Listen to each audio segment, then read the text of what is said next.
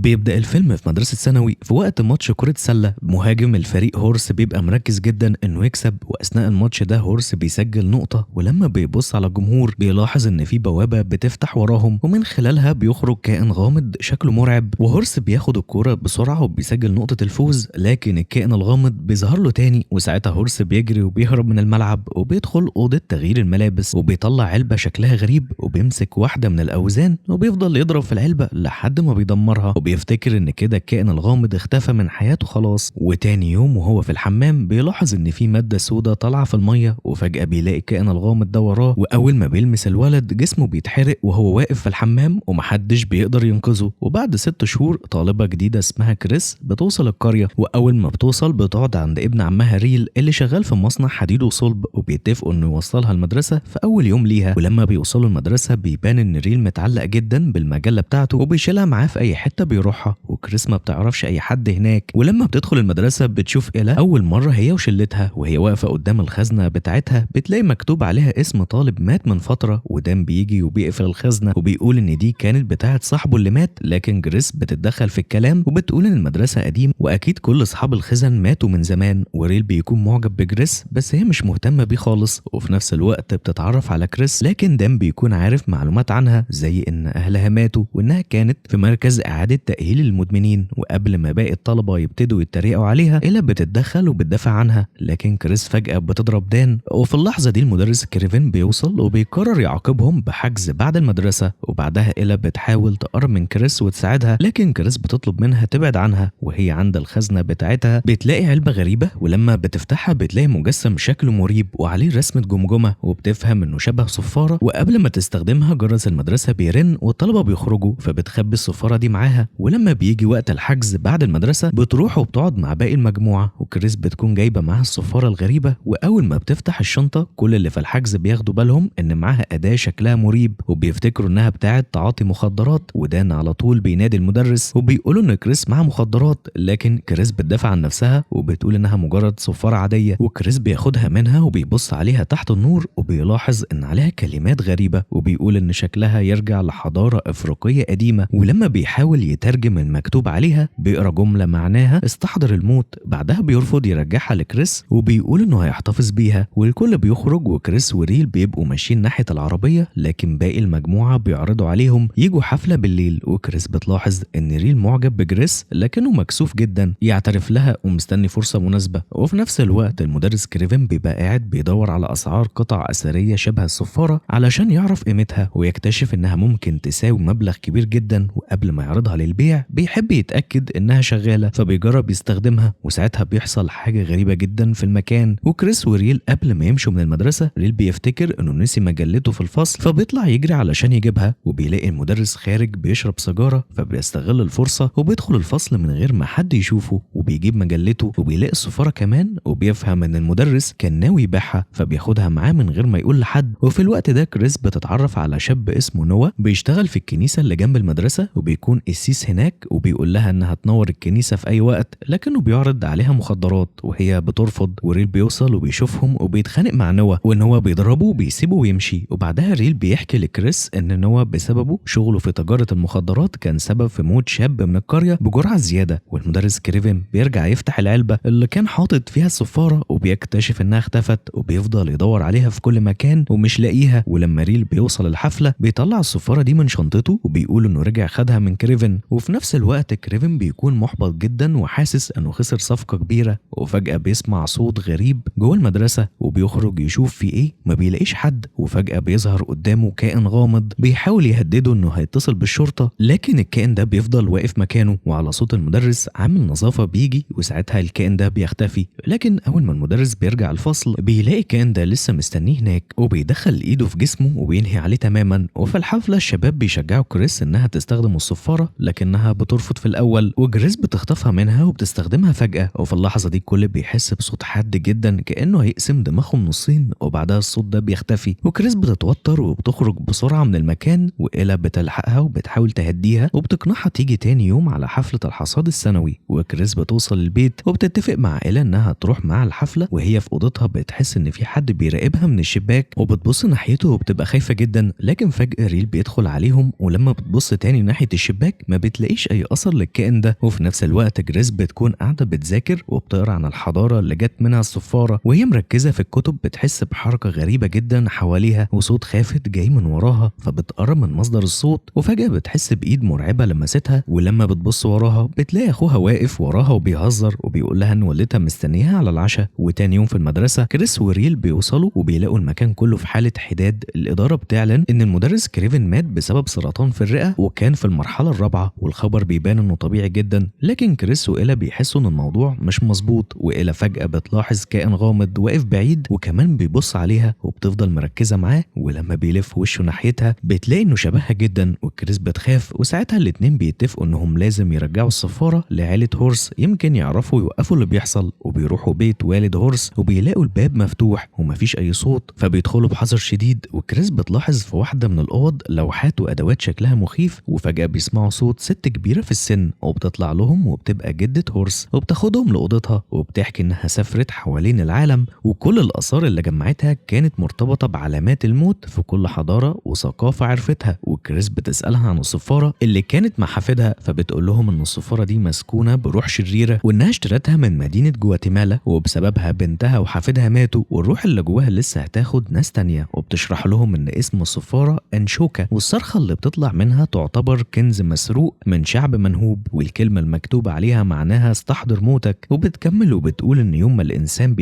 بيتولد معاه ملاك الموت، وبيفضل الموت ماشي وراه لحد اللحظه المكتوبه ليه، ولو مكتوب يموت عند 90 سنه هيموت وقتها، لكن لو سمع صرخه انشوكا الموت بيعرف مكانه فورا وبيظهر له في هيئه اخر شكل هيبقى عليه قبل ما يموت. والكده بتسيب الصفاره مع كريس وبتقول لها انها مش ملكها، وكريس بتسالها لو في حل، لكنها بترد عليها ببرود ان مفيش اي حل خالص، وان اللي بيسمع الصرخه دي لازم يموت. والبنات بيخرجوا من البيت وهم مش مقتنعين بكلامها واعتبروا انها ست كبيره وخرفت، لكن كريس بتفتكر ان المدرس كريفن استخدم الصفاره قبل ما يموت، وبيروحوا المستشفى اللي شغال فيها والد إيلا علشان يعرفوا الحقيقه عن موت هورس، وبيتسللوا للارشيف وبياخدوا ملفه وبيلاقوا ان جثته اتحرقت بالكامل واتعرفوا عليه بس من سجلات اسنانه. وفجاه والد إيلا بيدخل والورق بيقع منهم على الارض، فبيستخبوا بسرعه وكريس بتلحق تاخد ورقه منهم وبيبقى مكتوب فيها ان الجثه كانت في سن ال40. ساعتها بيتاكدوا ان كلام الجده كان حقيقي، وان الطريقه اللي بيموتوا بيها بتظهر في شكل كائن غامض بياخد شكلهم في اخر لحظه قبل الموت. وبيدركوا ان لازم يحذروا باقي اصحابهم فورا لان الكل دلوقتي موجود في حفله موسم الحصاد. وفي الحفله ريل بيشوف جريس وبيحاول يفتح معاه كلام، لكنها بتقول انها مش مهتمه بيه خالص وانه يستاهل واحده احسن منها، وان هو في المهرجان بيفضل يعرض مخدرات على كريس وإيلا. لكن كريس بتفقد اعصابها وبتضربه وبتاخد منه السلاح وبتواجهه وبتقوله انها هتعاقبه بسبب الشاب اللي مات بسببه وبتجرحه في وشه، وبعدها بتهرب هي وإيلا بسرعه من المكان. وفي نفس الوقت جريس بتدخل المتاهه علشان تبقى اول واحده توصل للجرس، وفي الاول بتكون متحمسه جدا، لكن بعد شويه بتبدا تحس ان في حد بيراقبها، وفجاه بتشوف كائن غامض بينادي عليها وبتخاف جدا منه وبتجري، لكنه بيفضل يحاصرها من كل اتجاه وبتكمل جري وهي مرعوبه ومش عارفه تروح فين. وكريس وإيلا بيعرفوا من ريل ان كريس دخلت المتاهه، فبيتحركوا بسرعه ناحيتها، وريل بيروح معاهم علشان يديها الهديه اللي كان مجهزها. وجوه المتاهه جريس بتلاقي الكائن لقاها وقرب منها، وبدل ما تفضل تجري بتقرب منه وبتضربه على دماغه وبتهرب. وفي اللحظه دي هي والكائن بيقعوا على الارض مع بعض، وبعد لحظات جريس بتبدا تفوق والكائن كمان بيفوق في نفس الوقت وبيهجم عليها تاني وبتكمل هروب. لكن المتاهه ملخبطه جدا ومش عارفه المخرج فين، وبتدخل بين القش لحد ما بتلاقي نفق قدامها يوصلها للناحيه التانيه، وهي خارجه بتلاقي الكائن ده وراها وبيمسك رجلها، واول ما بيلمسها بتبدا تتحول، شكله بيبقى شبهها، وهي بتحس ان قوتها بتتسحب منها وبيكون على وشك انه يقتلها، لكنها بتقاوم وبتفلت منه وبتجري لحد ما بتلاقي نفسها قدام الجرس وبتحاول تضرب الجرس علشان حد يسمعها، لكن جسمها بيكون ضعف جدا بسبب اللي حصل لها، والكائن ده بيرجع لها تاني وبيكمل تحولها، وشعرها بيبيض وسنها بيكبر بسرعه مرعبه، وجسمها كمان بيعجز في ثواني وبتموت من الشيخوخه. لكن قبل ما تموت بلحظه بتكون قدرت تضرب الجرس، ودان بيسمع الصوت وبيجري عليها وبيلاقي جريس وقع ميته بشكل ست عجوز، وبيقف مصدوم ومش مصدق ان دي جريس فعلا. وكريس وإيلا بيحاولوا يشرحوا له كل اللي قالته جده هورس عن الصفاره والكائن، وانهم شافوا الكائن ده قبل كده بيراقبهم، لكن دان بيرفض يصدق اي كلمه وبيعتبرهم بيخترعوا القصه علشان يبرروا اللي حصل، وبيسيبهم وبيمشي وهو مقتنع ان اكيد في تفسير تاني وان جريس ممكن ممكن تكون هتتصل بيه أو إنهم بيكدبوا عليه، ودان بيرجع البيت وهو سكران ومش في وعيه، ويدخل الأوضة بتاعته وبيحس إن في حاجة مش طبيعية، وبيشوف كائن غريب واقف جوه الأوضة وبيسمع صوت قطر ماشي كأن الأوضة اتحولت لمحطة، وفجأة النور بيبقى عالي والكائن بيختفي وأبوه بيدخل يطمن عليه، لكن دان بيكون مش قادر يتكلم من الرعب. وفي نفس الوقت ريل بيكون محطم بسبب موت جريس وهو في الشغل قدام ماكينة فرم المعادن، وفجأة بيشوف لمحة من الطريقة اللي هيموت بيها، وبيفهم وقتها إن نهايته هتكون جوه الماكينة دي، والخوف بيسيطر عليه، لكنه بيقرر بدل ما يهرب بيرجع مع كريس وإلى البيت جدة هورس يمكن يلاقوا حل. ولما بيوصلوا هناك بيلاقوا إن حالة جدة هورس الصحية بقت سيئة جدا، وكأن هي كمان قربت من نهايتها. وكريس بتدخل لجدة هورس وبتسألها لو في أي طريقة يخرجوا بيها من اللعنة، وخصوصا بعد ما أصحابهم ماتوا واحد ورا التاني. والجدة بتقول لها إن مجرد استدعاء الموت مستحيل يتلغي أو يهدى، لكن في طريقة ممكن تغير مساره، وإنهم يبدلوا مكانهم مع حد تاني، يعني يقدموا لإنشوكا تضحية جديدة. وبتوضح لها أكتر لما الموت بيقرب منك خلي حد تاني يلمس دمك، ووقتها الموت هيتحول ليه. وفي اللحظة دي كريس بتبص في المراية وبتشوف لمحة لنهايتها، وبتشوف نفسها بتموت بجرعة مخدرات زيادة، والمنظر ده بيخوفها جدا. والجدة بتودعهم بهدوء وكأنها مستنية اللحظة دي من زمان، وبتموت قدامهم في نفس اللحظة. وكريس وإيلا بينزلوا بسرعة يدوروا على ريل بعد ما فهموا إن ممكن حد تاني يموت مكانه لو نفذ الفكرة، وبيحاولوا يوقفوه لكنه بيقول لهم إنه هيفكر في حل أحسن، وبيمشي بسرعة قبل ما يمنعوه. وتاني يوم دان بيصحى وهو مستني اتصال من جريس لكن مفيش أي حاجة. وفي الأخبار بيعلنوا عن وفاة شخص في احتفال الحصاد، وبيعرضوا صور، ودان بيفهم إن اللي قالته كريس وإيلا كان حقيقي جدا. لكن فجأة بيحس إن في حركة في الأوضة، وبيفتح الباب وبيلاقي في إيد شكلها مرعب بتظهر فجأة، ووقتها بيكون والد دان جاي يطمن عليه. لكن المرة دي دان بيكون مرعوب جدا وبيقفل الباب وبيحط وراه كل حاجة يقدر عليها. والمشكلة إن الكائن ده بيكون جوه الأوضة أصلا، وبيظهر من وراه وصوت قطر بيملى المكان كأن الأوضة اتحولت لسكة حديد. ودان بيفهم إنه كان المفروض يموت في حادث قطر. والده بيقدر يدخل الأوضة لكن بيشوف أسوأ منظر، ابنه بيموت قدامه وفجأة ومن غير أي سبب واضح. وفي نفس الوقت كريس وإيلا بيدخلوا أوضة ريل وبيلاقوه مش موجود، وكريس بتفتش في حاجته وبتفهم إنه ناوي يقتل حد تاني علشان يبدل الموت. وريل بيكون رايح الكنيسة عند نوا علشان ينتقم منه، وبيدخل عليه وبيهدده بالمسدس وبيضربه طلقة تحذيرية، ونوا بيقرب منه وبيقدر ياخد منه المسدس وبيحاول يقتله بيه لكن بيطلع فاضي. وريل بيستغل اللحظة دي وبيضربه لحد ما بيفقد الوعي، وبياخده على المصنع اللي بيشتغل فيه، وان هو بيفوق هناك ومش فاهم اللي بيحصل. لكن ريل بيكون مستني الكائن الغامض يقرب منه علشان يبدل الموت مع نوا، وبيجرح ايده وبيطلع دم وبيستخدمه علشان يوجه الموت ناحيته، وبيحط جزء من دمه على الصفارة الغريبة، وبيبدأ يحس ان الموت بيقرب منه فعلا. وريل بيكون على وشك انه يكمل ويقدم نوا كبديل، لكن كريس وإيلا بيوصلوا وبيحاولوا يقنعوه يوقف اللي بيعمله وانهم لازم يلاقوا حل تاني. وريل بيتردد لكن بيكمل، وقبل ما ينفذ خطته بالكامل بيحس بالندم في اخر لحظة وبيبعد، وبيقول انه يمكن كل واحد لازم يموت مرة واحدة بس وما ينفعش يهرب منه. وكريس بتيجي في دماغه فكرة لكن قبل ما ينطقها بيكون الوقت خلص، والكائن الغامض بيوصل والدور بيجي على ريل بيمسكه قدامهم ومفيش حد يقدر يمنعه او يحميه، وبيموت بنفس الطريقة اللي شافها قبل كده قدام ماكينة فرم المعادن. وكريس بتقف مصدومة لكن بتستجمع نفسها بسرعة وبتقول انها مش هتستنى تموت بنفس الطريقة اللي شافتها ومش هتسيب الموت يسبقها. وخطة كريس بتكون انها تسبق الموت بخطوة وتموت هي بنفسها قبل ما يوصل لها، وبعدين بيرجعوا للحياة وبتكون مجهزة جرعة مخدرات زيادة مع شوية أدوية تانية. والفكرة ان اول ما تدخل في حالة موت اكلينيكيا إيلا بتستخدم جهاز انعاش القلب وترجعها بسرعة، وبيقرروا يعملوا الخطة دي في مبنى تاني بعيد عن اي حد. واول ما كريس بتدخل المكان بتلمح الكائن الغامض واقف بيراقبها، وإيلا بتدخل وراها وبيبدأوا يجهزوا كل حاجة، وبيملوا بانيو مية ساقعة جدا وبيجهزوا حقن انسولين مع باقي الادوية. ودور إيلا بيكون انها تراقب النبض، واول ما قلب كريس بيقف تستخدم جهاز الانعاش وتتصرف بسرعة، وكريس بتاخد الجرعة وبتنزل في المية، وبعد لحظات بتدخل في حالة غياب تام وبتحس انها بتغرق في بحر عميق والضلمة حواليها بتزيد. وإيلا بتخرجها بسرعة من البانيو وبتبدأ تحاول تنعشها، وفي نفس الوقت ان هو بيفوق في المصنع وبيفك نفسه من الكرسي وبيلاقي المسدس قريب منه وبياخده. وإيلا بتحاول بكل قوتها تفوق كريس لكن مفيش اي استجابة، وكريس من جوه الحالة اللي دخلتها بتحاول انها تطلع لكن الكائن الغامض بيظهر لها تحت المية وبيشدها اكتر كأنه عايزها تغرق للأبد. وان هو بيوصل للمبنى اللي فيه كريس وإيلا وناوي ينتقم منهم، وإيلا لسه بتحاول تنقذ صاحبتها لكن فجأة الكائن الخاص بإيلا بيظهر هو كمان، وكده بيبان ان دورها هو كمان قرب. وكريس من جوه الحلم بتقاوم بكل قوتها علشان توصل للنور وترجع لإيلا، وان هو بيكسر الباب بعنف علشان علشان يدخل لهم، وفجأة جهاز الإنعاش بيحصل فيه مس كهرباء وبينفجر وبيصيب إيلا إصابة قوية. وبعد لحظات كريس بتلاقي فجوة فيها نور قدامها وبتنجح تخرج من الحالة اللي كانت فيها، وبتفوق وبتفتح عينيها بتلاقي إيلا على وشك الموت وإن هو واقف قدامهم ومعاه المسدس وبيكون ناوي يخلص عليهم، لكن بيلاحظ دم على الأرض ومن غير ما يعرف إنه دم إيلا بيلمسه بإيده. وفي اللحظة دي بيحصل التبادل واللعنة بتنتقل من إيلا لنوا، والكائن الغامض بيختفي من عند إيلا وبيظهر قدام نوا، ونوا بيضرب عليه نار لكن الطلقة بترتد وبتصيب نوا، والكائن بيفضل يطارده لحد ما بيقضي عليه بنفس الطريقة اللي كانت مستنياه. وبكده كريس وإيلا بينجحوا إنهم يهربوا من اللعنة. وبعد 3 شهور كريس بترجع المدرسة، لكن لسه حاسة إن في أثر باقي من اللي حصل، وأحيانا بتشوف أرواح أو ظلال بتمر جنبها في الممرات. وفي يوم طالبة جديدة بتوصل المدرسة وبتفتح خزنتها لأول مرة وبتلاقي جواها الصفارة الغريبة انشوكا، والطالبة دي بيكون عندها حفلة موسيقية والجمهور مستنيها في القاعة. فبتدخل على المسرح وبتطلع أدواتها، وكريس من بعيد بتلاحظ إن في حاجة غلط، وفجأة الطالبة بتطلع الصفارة الملعونة وكريس بتحاول تتحرك وتحذرها، لكن بيكون فات الأوان والصفارة بتطلق الصرخة بتاعتها والصوت بيوصل لكل الموجودين في القاعة. ولهنا بيخلص الفيلم. ولو عجبك الفيديو ياريت تعمل لنا لايك واشتراك للقناة، ودعمك بيفرق معانا جدا. وبس كده، اشوفك الفيديو اللي جاي. سلام.